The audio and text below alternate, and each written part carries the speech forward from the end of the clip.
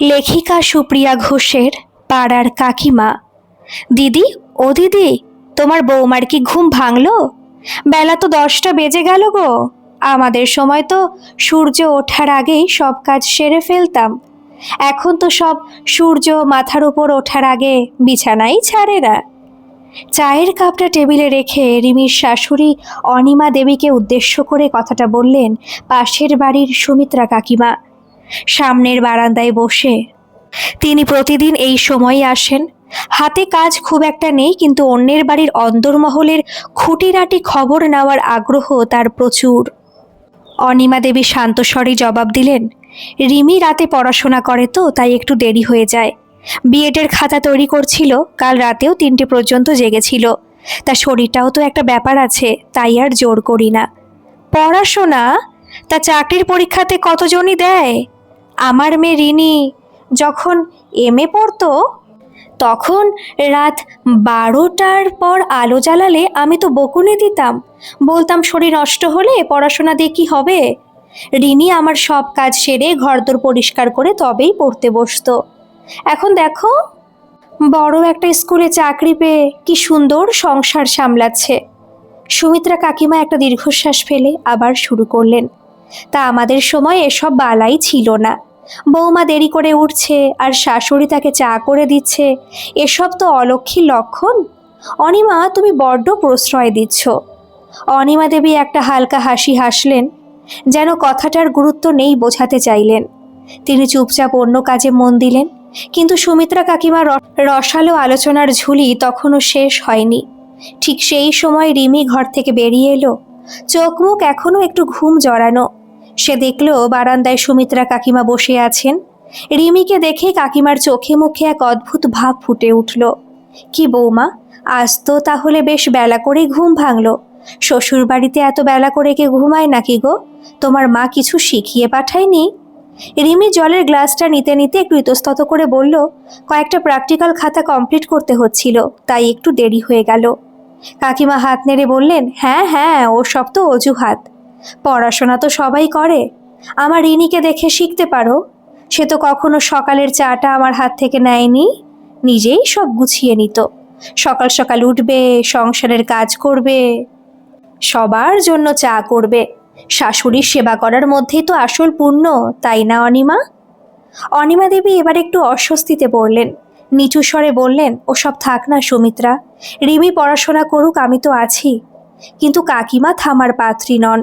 তিনি উঠে দাঁড়াতে দাঁড়াতে বললেন, না না, তোমাকে সব বলি বলেই বলছি, পরে কিন্তু সামলাতে পারবে না। এখন তো নতুন, তাই সব ভালো লাগছে। পরে যখন নিজের ছেলেটার ওপর প্রভাব বাড়বে তখন বুঝবে। কাকিমা চলে গেলেন। রিমি দেখলো অনিমা দেবী চুপচাপ রান্নাঘরের দিকে চলে যাচ্ছেন। রিমির হাতটা শক্ত হয়ে গেল। এই দৃশ্যটা সে গত 3 মাসে বহুবার দেখেছে। প্রতিবার কাকিমা এসে তার শাশুড়ির মনে অহেতুক সংশয় ঢুকিয়ে দেন, আর শাশুড়ি মা সব শুনেও যেন নিজেকে গুটিয়ে নেন। আজ যেন ধৈর্যের বাঁধটা একটু বেশি নড়বড়ে মনে হচ্ছিল রিমির। সে রান্নাঘরের দরজায় গিয়ে দাঁড়ালো। মা, কাকিমা যখন কথাগুলো বলছিলেন আপনি একবারও তাকে থামালেন না কেন? আপনি জানেন না ওসব কথা আমার কেমন লাগে। তিনি আমার নিন্দা করছেন আর আপনি সব মেনে নিচ্ছেন। অনিমা দেবী সবজি কাটতে কাটতে বললেন, থাক না বৌমা, বয়স্ক মানুষ, কি আর করবে বলো, ওসব কথা কানে দিতে নেই। তিনি বলে গেলেন, আমি শুনলাম, এতে তোমার কি ক্ষতি হচ্ছে? রিমি এবার একটু কঠোর গলায় বলল, ক্ষতিটা আপনারই হচ্ছে মা। আপনি যদি আজ প্রতিবাদ করতেন, উনি কাল থেকে আর এভাবে কথা বলার সাহস পেতেন না। আপনার চুপ করে থাকাটাই ওনাকে সুযোগ দিচ্ছে আমাদের সংসারে বিষ ঢোকানোর। আপনি কেন নিজের ভালো মন্দ বোঝেন না? অনিমা দেবী থামলেন। রিমির চোখের দিকে তাকিয়ে তিনি কিছু বলতে চাইলেন, কিন্তু রিমির চোখে তখন জল। সে আর দাঁড়ালো না। দ্রুত পায়ে নিজের ঘরে ঢুকে দরজাটা ভেতর থেকে বন্ধ করে দিল। বারান্দার নিস্তব্ধতায় রিমির কান্নার শব্দটা যেন অনিমা দেবীর কানে এসে খুব জোরে ধাক্কা দিল। ঘরের ভেতর রিমি বিছানায় উপুর হয়ে শুয়েছিল। মাথার ভেতর কাকিমার বাঁকা কথাগুলো বারবার ঘুরপাক খাচ্ছিল। অলক্ষীর লক্ষণ, শাশুড়ির সেবা করার মধ্যেই পূর্ণ। গত 3 মাস ধরেই মধ্যবিত্ত বাড়ির ছাদ আর 4টে দেওয়ালের মাঝে সে নিজের একটা জগৎ তৈরি করার চেষ্টা করছে, কিন্তু পাড়ার কাকিমাদের এই অনধিকার চর্চা যেন সেই শান্তিটাকে এক নিমেষে ধুলোয় মিশিয়ে দেয়। বাইরে থেকে শাশুড়ির খুন্তি নাড়ানোর মৃদু শব্দ ভেসে আসছে। অন্যদিন শাশুড়ি মা রান্নার সময় গুনগুন করে গান করেন, কিন্তু আজ বাড়িটা অস্বাভাবিক রকমের নিস্তব্ধ। রিমি নিজেরও বুকের ভেতরটা মোচড় দিয়ে উঠল। সে জানে আজ বড় বেশি স্পষ্ট কথা বলে ফেলেছে।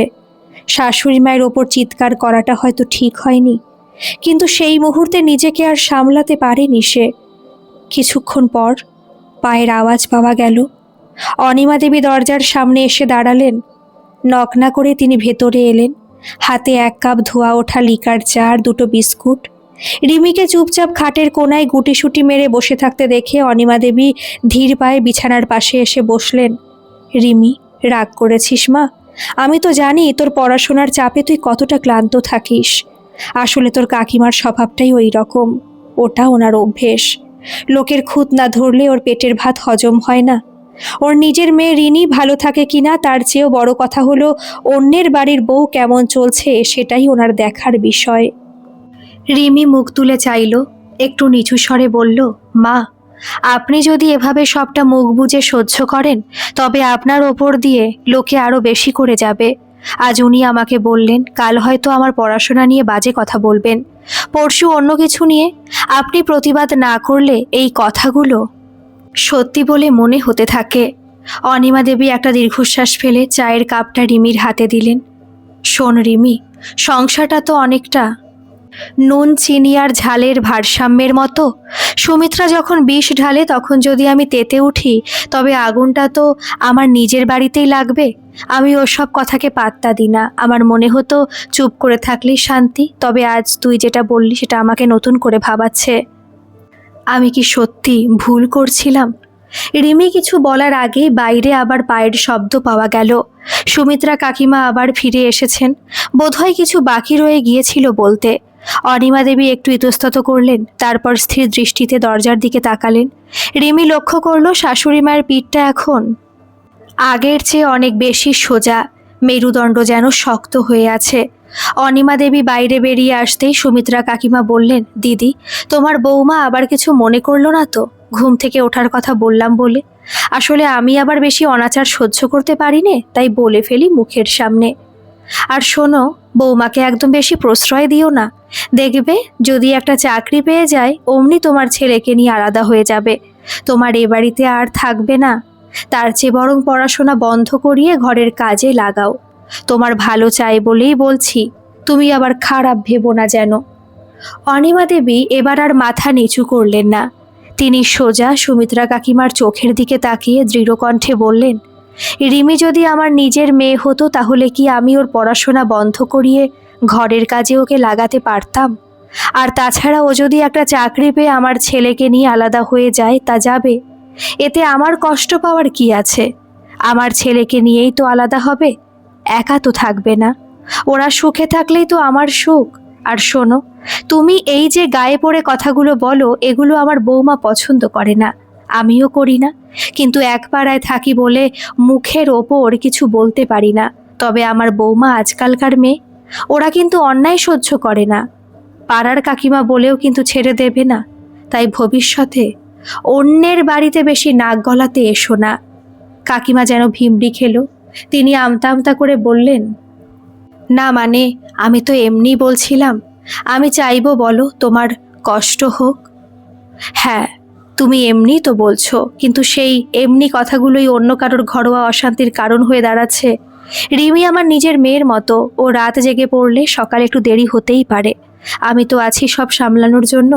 এখন থেকে আমার বাড়ির ব্যক্তিগত বিষয় নিয়ে কোনো আলোচনা না করলেই খুশি হব সুমিত্রা। আমার সংসারে শান্তি আমার কাছে শেষ কথা। কাকিমা আর কোনো কথা বলার জায়গা পেলেন না। মুখটা বাংলার পাঁচের মতো করে একরাশ অপমানে তিনি দ্রুত বারান্দা থেকে নেমে গেলেন। রিমি দরজার আড়াল থেকে সবটা শুনছিল। তার চোখের কোণে এবার জলের বদলে এক টুকরো গর্বের হাসি ফুটে উঠল। রিমিও তো এটাই চেয়েছিল, ঘরের লোক যদি সঠিক সময় প্রতিবাদ করে তাহলে বাইরের লোক নাক গলানোর সুযোগ পায় না। পরের কয়েকটি দিন অদ্ভুত থমথমে ভাব। সুমিত্রা কাকিমা সেই ঘটনার পর থেকে আর এই বাড়ির ত্রিসীমানায় মারায়নি, তবে আড়ালে আবডালে তিনি যা করার তাই করছেন। পাড়ার মোড়ে দাঁড়িয়ে রিমির শাশুড়ির নামে উল্টোপাল্টা কথা বলছেন। আসলে ওনার মতো মানুষের কাজই এটা। কোনো রকমে বাড়ির কাজটুকু সেরে অন্যের বাড়িতে তদারকি করতে বের হন। আবার এদের লোক সংখ্যাও বেশি। এদের মতো মানুষের নিন্দা করতেও লোকে ভয় পায়, পাছে তাদের নামেই আবার বদনাম রটায়। এদিকে রিমির শ্বশুর বাড়িতে এক অদ্ভুত শান্তি, এক নতুন স্বস্তি। রিমির পড়ার টেবিলে এখন আর কোনো অপরাধবোধের ছায়া নেই, আর রান্নাঘরে অনিমা দেবীর গুনগুন করে গান করার আওয়াজ আগের চেয়েও বেশি স্পষ্ট শোনা যাচ্ছে। তবে আসল নাটকটা জমল পরের দিন সকালে। রিমি তখনও ঘুম থেকে ওঠেনি, কারণ আগের রাতে পরীক্ষার প্রস্তুতির চাপে অনেক রাত পর্যন্ত জেগেছিল। বাইরে বারান্দায় সুমিত্রা কাকিমা এসেই হাজির, সঙ্গে আরও দুজন পড়শি মহিলা, সুলেখা আর মায়া। উদ্দেশ্য একটাই, অনিমা দেবীকে আজ পাড়ার লোকের সামনে ছোট করা। মায়া কাকিমা বারান্দায় বসতেই গলার স্বর চড়িয়ে বললেন, অনিমাদি, কি ব্যাপার বলো তো? পাড়ার সবাই বলছে তুমি নাকি আজকাল একদম মানুষের সাথে মিশছো না। কিসের এত অহংকার গো? অনিমা দেবী তখন উঠোনে কাপড় মেলছিলেন। তিনি বারান্দায় এসে দাঁড়ালেন। রিমি নিজের ঘর থেকে সব কথা শুনতে পাচ্ছিল। অনিমা দেবী একটা ছোট টুল টেনে মায়া কাকিমা ঠিক বিপরীতে বসলেন। খুব ধীর এবং ঠান্ডা গলায় বললেন, অহংকার না মায়া, এটাকে বলে নিজের আত্মসম্মান আর নিজের ঘরের শান্তি বাঁচিয়ে রাখা। তোমরা আমার বাড়িতে এসে আমার বৌমার নিন্দা করবে, আমাকে উস্কানি দেবে, আর আমি তোমাদের আপ্যায়ন করে বসিয়ে রাখবো, সেই দিন শেষ। আমার রিমি সারা রাত জেগে পড়ছে, নিজের পায়ে দাঁড়াতে চাইছে। এটা আমার কাছে গর্বের, লজ্জার নয়। সুলেখা মুখ বাঁকিয়ে বলল, তা গর্ব হতে পারে, কিন্তু নিয়ম তো নিয়ম। সকালবেলা বৌমা ঘুমিয়ে থাকবে আর শাশুড়ি রান্নাঘরে হাঁড়িকুড়ি ঠেলবে, এটা তো আমাদের সমাজে চলে না। অনিমা দেবী একটু হেসে বললেন, সমাজ কোনটা রে সুলেখা? যে সমাজ অন্যের সংসারে আগুন লাগিয়ে তৃপ্তি পায়, নাকি যে সমাজ একে অপরের স্বপ্নকে সম্মান দিতে জানে? আমার ছেলে আর আমার বৌমা যখন একে অপরের পরিপূরক হিসেবে সংসারটা গুছিয়ে নিচ্ছে, তখন তোরা কে বিচার করার? ঠিক সেই মুহূর্তে রিমি ঘর থেকে বেরিয়ে এলো, তার হাতে এক গ্লাস জল। সে সোজা শাশুড়ি মায়ের পাশে গিয়ে দাঁড়ালো। শাশুড়ির কাঁধে আলতো করে একটা হাত রাখলো সে। কাকিমার চোখ দুটো তখন অপমানে আর রাগে জ্বলছে। রিমি একদম সুমিত্রা কাকিমার দিকে সরাসরি তাকিয়ে শান্ত গলায় বলল, কাকিমা, আপনি বারবার আমার পড়াশোনা আর আমাকে ছোট করার চেষ্টা করেছেন। আজ পরিষ্কার বলে দিই, আপনার রিনি চাকরি করে ঠিকই, কিন্তু সে কি পরিস্থিতির মধ্যে সংসার করে তা তো পাড়ার সবাই জানেই। আমি বড় হতে চাই, নিজের পায়ে দাঁড়াতে চাই। সমর্থন দিচ্ছেন সেটা ভালোবাসা। আপনি তো সারা জীবন কেবল পরচর্চা করেই কাটিয়ে দিলেন। সংসার গড়ার আনন্দ কি তা কোনোদিন বুঝলেন না। সুমিত্রা কাকিমা তোতলাতে শুরু করলেন, তুমি তুমি এত বড় কথা বলার সাহস কোথায় পেলে? সাহস মা দিয়েছেন, রিমি বলল। আর আপনি যদি আজ থেকে এই বাড়ির অন্দরে উকি মারার চেষ্টা করেন, তবে পাড়ার মোড়ে গিয়ে আপনার মেয়ে রিনির সংসার নিয়ে যেসব কথা শুনেছি তা কিন্তু আর চাপা থাকবে না। আমি খুব সাধারণ ঘরের মেয়ে, কিন্তু নিজের সম্মান রক্ষা করতে জানি। পুরো বারান্দা একদম নিস্তব্ধ। সুমিত্রা কাকিমা এবং তার সাঙ্গপাঙ্গরা যেন পাথর হয়ে গেলেন। তারা ভেবেছিলেন অনিমা দেবী একা, তাকে সহজে দমানো যাবে, কিন্তু আজ তারা দেখল শাশুড়ি আর বৌমা মিলে এমন এক দেওয়াল তৈরি করেছে যা ভাঙা আর সম্ভব নয়।